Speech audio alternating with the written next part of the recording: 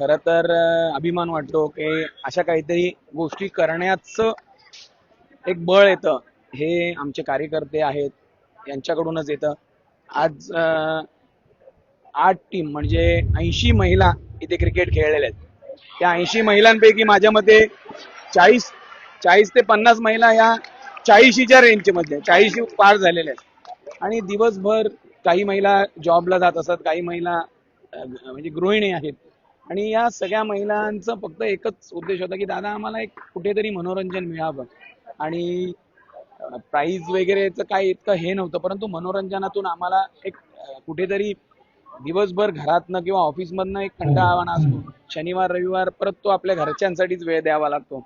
पण त्यातून कुठेतरी मला स्वतःसाठी आम्हाला जगण्यासाठी काहीतरी हवं म्हणून ह्या मॅच साठी त्या सहभागी झालेले. प्रत्येक महिला, मागच्या वर्षी मी ज्या वेळेला महिलांचा पहिला क्रिकेट सामना ठेवण्याचा मानस घातला त्यावेळेस वाटलं की कोणी येतील नाही येतील, परंतु त्यावेळेला 4 टीम आलेल्या, आता 8 टीम झाल्यात आणि 8 टीम मध्ये 80 महिला इथे खेळून गेलेल्या आहेत.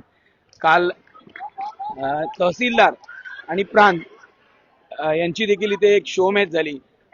सन्माननीय प्रांत अधिकारी स्वतः इथे 2 मॅच खेळून गेलेले आहेत आणि अतिशय आनंदी झाले. त्यांनी त्यांच्या स्पीच मध्ये एवढं सांगितलं की आयुष्यात तुम्ही काम करत राहता परंतु तुमच्या हेल्थकडे तुम्ही दुर्लक्ष करता. कारण तुमची हेल्थ इज वेल्थ आणि हेल्थ चांगली असेल तरच तुम्ही चांगल्या कामाची पुढे जाऊ शकता. आणि आज सन्माननीय वामनदादा यांनी या कार्यक्रमाची सुरुवात केलेली आहे आणि आज सांगता करायला सन्माननीय श्रीधर दादा इथे उपस्थित आहेत.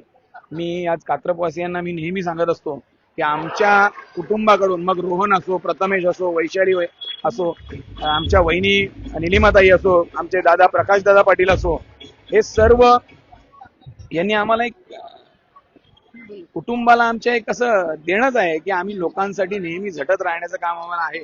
त्यामुळे आम्हाला कधीच कुठला कंटाळा येत नाही की आज आता हे कार्यक्रम ठेवला आता बस झालं, आता नको अजून 1 वर्षांनी. परंतु आम्ही प्रत्येक महिन्याला लोकांना नवनवीन कार्यक्रम कसे द्यायचे हे आमचं पाटील कुटुंबीय नेहमी विचार करत असतं. आणि आज तुम्ही बघू शकता की चांगल्या म्हणजे तरुणी आणि ज्येष्ठ महिला देखील इथं खेळत आहेत. या सगळ्यांना बघून आम्हाला देखील एक हुरहुरी भरते. आणि आम्ही देखील आता रोहन आम्ही स्वतः आपसात एक मॅच लावून एक शो मॅच खेळलो. आमच्या मागच्या वेळेस आमच्या बदलापूर शहराचे नगरसेवक शैलेश वडनेरे यांनी देखील शिवसेना आणि भाजप या नगरसेवकांची मॅच लावली होती. आणि आम्ही चांगला खेळ करून आमचे श्रीधर दादा, आमचे कॅप्टन अरुणजी सुरवळ यांनी सगळ्यांनी चांगला खेळ करून आम्ही ती मॅच जिंकली. आम्ही भाजपच्या नगरसेवकांना त्यावेळेला हरवलं आणि ही खेळामेळीचं एक वातावरण होतं. त्यांनी पण एन्जॉय केला, आम्हीही एन्जॉय केला. हार जीत होत राहते, परंतु चांगलं काहीतरी लोकांना आपण देऊ इच्छितो आणि ते देण्याचा मानस आम्ही घेतलेला आहे आणि तो करत राहणार. अल्पावधीतच लोकप्रिय झालेला भारताचा बुलंद आवाज आपला Bharat channel subscribe, share, like आणि कमेंट्स करायला विसरू नका.